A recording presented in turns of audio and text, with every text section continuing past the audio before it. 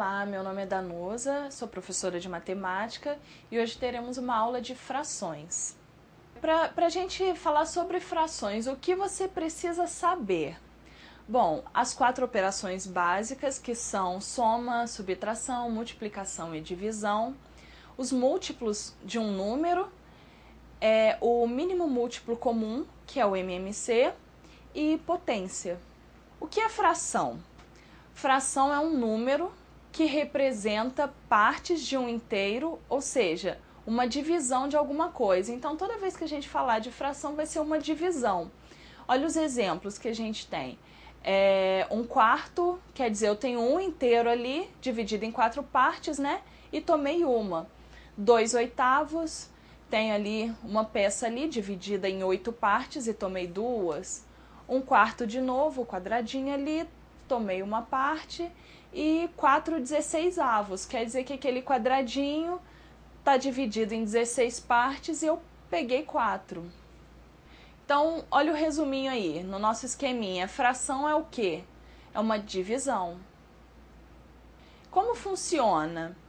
Bom, temos uma circunferência repartida em 3 partes. Cada parte representa 1/3 dessa circunferência. Assim, somando as 3, temos 3/3, que quer dizer uma inteira. Você pode ver aí na nossa figura. A gente tem 1/3, mais 1/3, mais 1/3, somei todas elas, preenchi minha circunferência inteira, eu fiquei com ela toda, né? Tive uma circunferência inteira.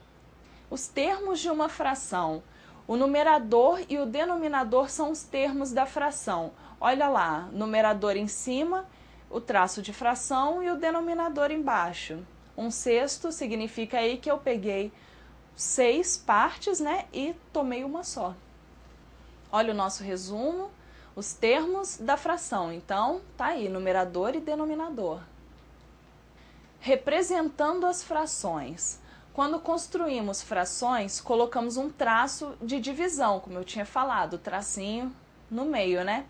Abaixo do traço, colocamos um número que indica em quantas partes a unidade foi dividida, que é o denominador. Então, aquilo, né, a parte de baixo, denominador. E acima do traço, colocamos um número que indica quantas partes da unidade foram tomadas, que é o numerador. Então, ali a gente está com 3 figurinhas, olha lá, o numerador 5 ali, olha quantas partes que eu pintei. Pintei 5, o traço de divisão aí embaixo o quê? 7, né? Foi dividido em 7. Nas outras é a mesma coisa. Olha lá, o denominador não é 8? Dividi em 8 partes a circunferência. E em cima está o numerador, que é 2. Pintei 2 pedacinhos ali de rosa. E o 3/4 ali? 3 em cima ali, ó, pintei 3 partes. E está repartida em 4. Agora tente fazer sozinho. Observe essa figura. Em quantas partes o retângulo foi dividido? Cada uma dessas partes representa que fração do retângulo? E a última, a parte pintada, representa que fração do retângulo? Então, olha aí, em quantas partes o retângulo foi dividido? Só contar, né, gente? 8 partes.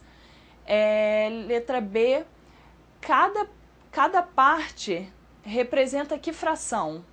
Então, cada parte é um pedacinho de 8 que foi dividido. Então, representa 1/8 do retângulo. E a parte pintada representa que fração?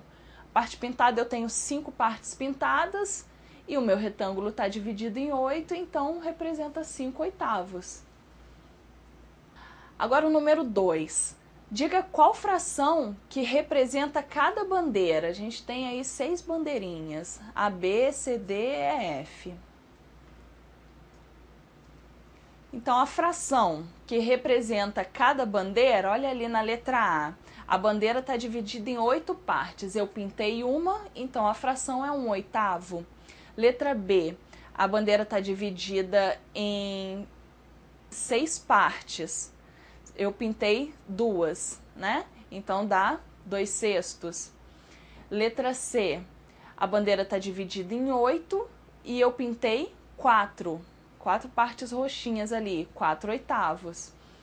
Letra D tá dividida em 8 também, e eu pintei uma só, 1/8. Letra E tá dividida em 3 e eu pintei 2/2. E letra F, dividida em 4 partes e eu pintei uma, 1/4.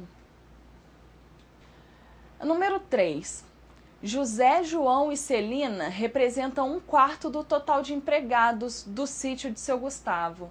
Quantos são os empregados desse sítio? Isso costuma cair em concurso, provinha de vestibular. Parece dar um pouquinho de trabalho, mas é simples. Vamos lá para a resposta. Então, olha só, José, João e Celina são 3 empregados, né? Eles representam 1/4 do total de empregados. Quantos são os empregados? Então, ali eu tenho 1/4 do total, o total eu coloquei X. Então, 1/4 do total de empregado é igual a 3, né? O José, o João e a Celina. Então, se eu tenho ali... quando eu estou dividindo, eu não estou fazendo ali 1/4 vezes X, então eu vou multiplicar por 4, eu vou fazer do outro lado a operação inversa. Então, eu vou multiplicar 3 vezes 4. O 4 sai dali de baixo do denominador e vai multiplicar pelo 3. Então, eu fico com 12, o X ficou sozinho, né, que era o meu objetivo. Então, X igual a 12. Então, eu tenho 12 empregados.